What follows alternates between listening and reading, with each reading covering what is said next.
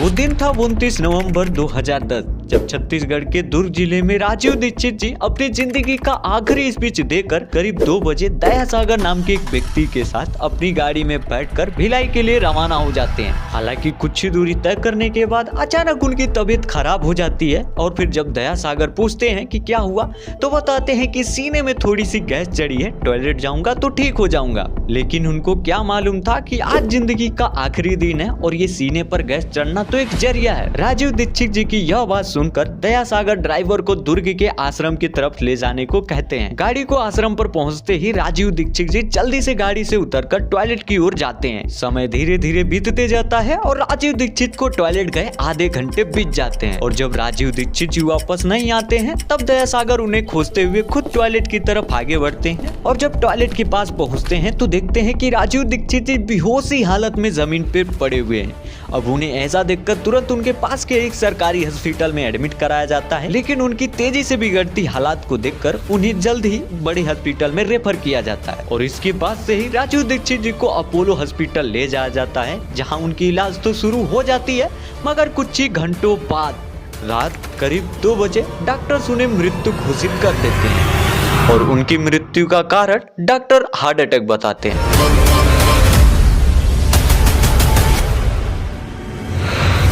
दोस्तों, हमारी यह बात आपको थोड़ी सी बुरी लग सकती है मगर आज की यही सच्चाई है।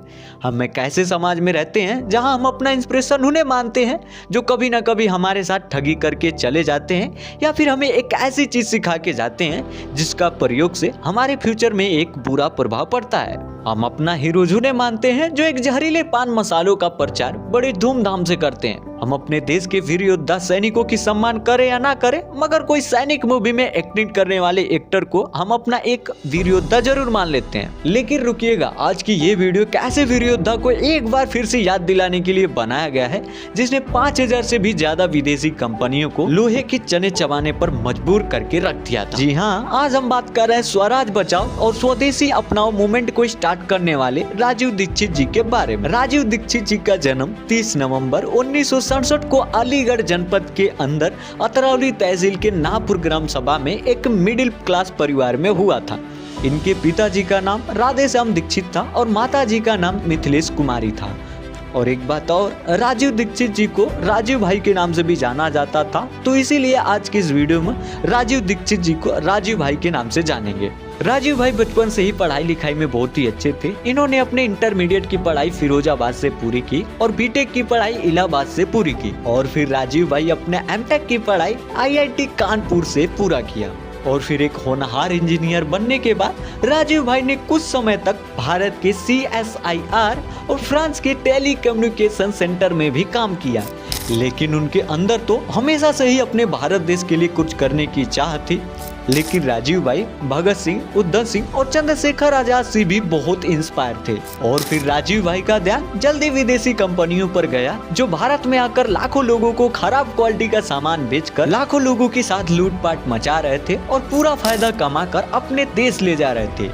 अब राजीव भाई ऐसी समस्या को देखकर इससे बचने के लिए लोगों को जागरूक करने का कार्य शुरू कर दिया। राजीव भाई ने लोगों से एक अपील की कि स्वदेशी चीज अपनाओ और विदेशी कंपनियां भगाओ और ऐसा करेंगे तभी जाकर अपने देश का विकास पॉसिबल होगा। और उन्होंने उस टाइम पे एक आंदोलन चलाया जो बहुत ही चर्चे में था, जिसका नाम था आजादी बचाओ आंदोलन। आजादी बचाओ आंदोलन में लाखों लोगों को यही बताया जा रहा था, विदेशी हटाओ और स्वदेशी अपनाओ। और इसी आवाज को लेकर राजीव भाई बहुत ही कम उम्र में 12,000 से भी ज्यादा प्रेजेंटेशन दे चुके थे, जिसमें से भारत में 5,000 से भी ज्यादा विदेशी कंपनियों द्वारा बेचे जा रहे खराब क्वालिटी के सामान के खिलाफ थे। और राजीव भाई इसी वजह से स्वदेशी अपनाओ आंदोलन की शुरुआत की थी। यहाँ तक कि उन्होंने लोगों के बीच एक पर्ची भी बंटवाई थी जिसमें बताया गया था कि कौन सी कंपनी इंडियन है और कौन कौन सी कंपनी विदेशी है। और इसी आंदोलन के जरिए राजीव भाई ने पूरे भारत में अपनी एक अलग ही पहचान बना ली। और दोस्तों, राजीव भाई का मानना था कि भारत में खोजे गए आयुर्वेद जैसे इफेक्टिव मेडिसिन साइंस पूरे दुनिया में कहीं नहीं है और इसीलिए उन्होंने लोगों से एक अपील की कि अपनी बीमारियों को दूर करने के लिए एलोपैथ की जगह आयुर्वेद का ज्यादा इस्तेमाल करें। और फिर राजीव भाई बाबा रामदेव के साथ बहुत सारे अभियान चलाए। फिर उन्हें 9 जनवरी 2009 को भारत स्वाभिमान ट्रस्ट के सचिव पद पर नियुक्त किए गए और इस ट्रस्ट का मेन मोटिव था भारत से करप्शन को दूर करना और आयुर्वेद और योग को बढ़ावा देना। और इस आंदोलन को शुरू करते समय बाबा रामदेव और राजीव भाई दोनों ने शपथ ली थी कि हम केवल उन्हें ही मतदान करेंगे जो भारत को हमारे साथ विश्व शक्तिशाली बनाने में मदद करेगा और भारत को पूरी तरह से स्वदेशी बनाएगा। और यही नहीं बल्कि हम 100 लोगों से और भी उन्हें मतदान देने के लिए प्रेरित करेंगे। और दोस्तों एक इंटरेस्टिंग बात यह है कि भारत में नोटबंदी तो 2016 में हुई थी, जबकि राजीव भाई ने पहले ही बोले थे कि अगर भारत में काला धन रोकना है तो 500 और 1000 दोनों ही नोटों को बंद करना होगा। और आपको तो याद ही होगा कि जब 2016 में नोटबंदी हुआ था तब क्या क्या हुआ था। राजीव भाई एक ऐसे इंसान थे जो कि सच्चाइयों पर भरोसा रखते थे और बुराइयों पर जमकर विरोध करते थे। राजीव भाई के रग रग में स्वदेशी चिंगारी थी और वो अपनी स्पीच में जो भी जानकारियां देते थे वो सारी जानकारियां सबूतों और तथ्यों पर आधारित रहती थी और यही वजह था कि उन्हें कोई गलत भी साबित नहीं कर पाता था। राजीव भाई और बाबा रामदेव ने मिलकर एक स्ट्रेटजी बनाई कि लोगों के सामने सारी सच्चाई रखकर वे देशभक्त और बुद्धिमान लोगों को लेकर एक मजबूत पार्टी बनाएंगे और 2014 लोकसभा इलेक्शन लड़ेंगे। हालांकि आगे चलकर राजीव भाई के कई विचार बाबा रामदेव को पसंद नहीं आए थे और इसी वजह से दोनों लोगों के बीच थोड़ी सी विवाद शुरू हो गई थी। और लोग तो ये भी मानते हैं कि राजीव भाई की लोकप्रियता को देखकर बाबा रामदेव घबरा गए थे और इसीलिए राजीव भाई के खिलाफ बहुत सारे षड्यंत्र रचना भी शुरू कर दिए थे। और कुछ लोगों को तो राजीव भाई की लोकप्रियता को देखकर जलन सी होने लगी थी। आई नो आप लोग तो समझदार हो, असमझदार के लिए इशारा काफी है। और कुछ ऐसे ही सिलसिला चलता रहा। फिर आया 2010। अब किसको क्या पता था कि कुछ ही दिनों में राजीव भाई इस दुनिया को हमेशा हमेशा के लिए अलविदा कहने वाले हैं। हमेशा की तरह राजीव भाई जगह जगह जाकर लोगों को विदेशी कंपनियों के बारे में, उनकी मनमानी के बारे में और अंग्रेजी दवाइयों के नुकसान के बारे में बताते हैं। लेकिन 29 नवंबर 2010 जब राजीव भाई छत्तीसगढ़ के दुर्ग जिले में करीब 2 बजे अपना स्पीच खत्म करते हैं और फिर वही एक दया सागर नाम के एक व्यक्ति के साथ गाड़ी में बैठकर भिलाई के लिए रवाना हो जाते हैं। मगर होनी को कौन टाल सकता है। थोड़ी ही दूरी तय करने के बाद राजीव भाई की तबीयत खराब हो जाती है। जब दया सागर उनकी तबीयत के बारे में पूछते हैं तो राजीव भाई बताते हैं कि सीने में थोड़ी सी गैस चढ़ी है, टॉयलेट जाऊंगा तो ठीक हो जाऊंगा। अब राजीव भाई की यह बात सुनकर दया सागर ड्राइवर को तुर्ग के ही एक आश्रम की ओर गाड़ी ले जाने को कहते हैं। आश्रम पर पहुंचते ही राजीव भाई टॉयलेट जाते हैं और उन्हें टॉयलेट गए धीरे धीरे 30 मिनट बीत जाते हैं और जब वो इतने टाइम के बाद भी वापस नहीं आते हैं तब दया सागर राजीव भाई को खोजते हुए टॉयलेट की ओर जाते हैं।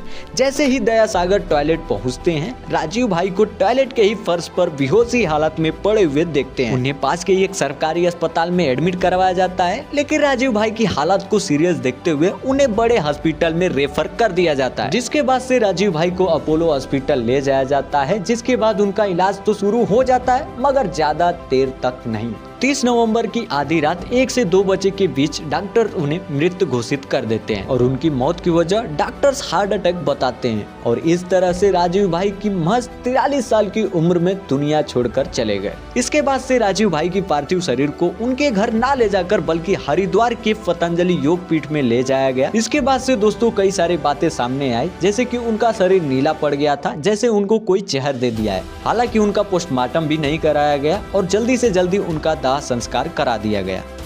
अब दोस्तों राजीव दीक्षित जी की स्टोरी मैंने आपको बहुत ही क्विकली बताया बिना किसी का नाम एक्सपोज किए, लेकिन ऐसा क्यों आप तो समझ ही गए होंगे। वैसे आपको क्या लगता है कि क्या राजीव भाई की मृत्यु हार्ट अटैक से हुई थी या फिर उन्हें कोई जहर देकर मारा था? अब आप अपनी राय कमेंट में जरूर बताएं। बाकी अगर आपको ऐसे और कंटेंट देखना पसंद है तो आप इस चैनल को सब्सक्राइब कर लीजिए और साथ में ही बेल आइकन ऑल पे सेट कर लीजिए और बन जाइए हमारे फैमिली का मेंबर। धन्यवाद।